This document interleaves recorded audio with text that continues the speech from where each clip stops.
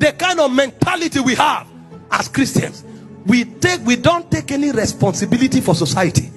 We think Christianity is all about church and church attendance, and then no improvement. Listen, for those of you who are not in power, there is something you can do for society. On your birthday, instead of going to the beach, go to an orphanage. Buy food for somebody to eat. If that's the only thing you have done, you have impacted society. At least one soul will say, I ate today because of you. You don't have to be a senator or a governor to impact society. Someday, gather people together with the grass on the street. If you cannot tie the road, let it be recorded that that street, sanity came because you were there.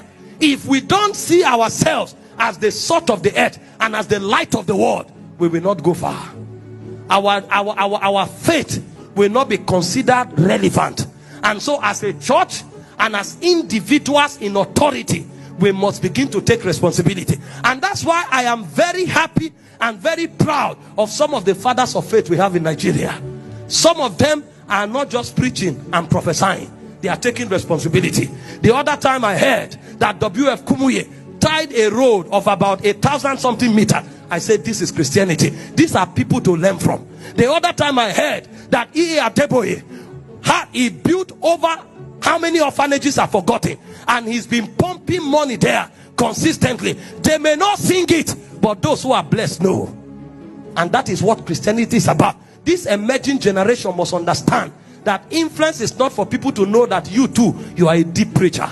You must understand that Christianity is not just to come to God every day and say, I receive. Christianity must become relevant, and it must become relevant to our present society. Take responsibility from where you are, and God begins to enlarge you. If your life does not impact and transform men, you don't know what Christianity is about. Christianity is not a religion, but there's a religion in Christianity. And what does the Bible call that religion? It says to remember the widow. It's to remember the orphans.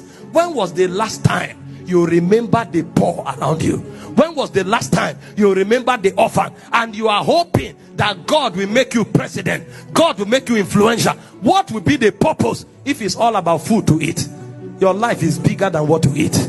Your life is bigger than food. Your life is bigger than what to wear. There is a society waiting for you. That's why the grace of God is on your life. Because when you meet people, you change their story. When you meet people, you give them a reason to know that God is good. James said, if a man comes to you and is hungry, he said, what is the benefit it is to that man if you tell him the Lord be with you, if you don't give him what to eat? Christians are growing very, very irresponsibly. And that's why even the ones that are in power don't know that they are supposed to be there as an example. What a shame that we have more than 50 senators and it doesn't reflect in policies. What a shame that we have more than 50 senators. It doesn't reflect in advancement in society. What a shame that we have more than 20 governors, but society is still crying. And then you ask yourself, who are those leaders? Didn't they come from churches? Didn't they pass through churches? What were they taught? How come this scepter has no impact? When they leave offices, they are probing them to recover monies that they dumped in different nations, cars that they hid in forest.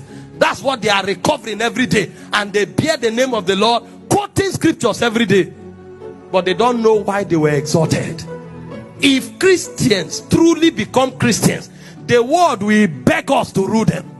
Because they will know, if we come, answer has come.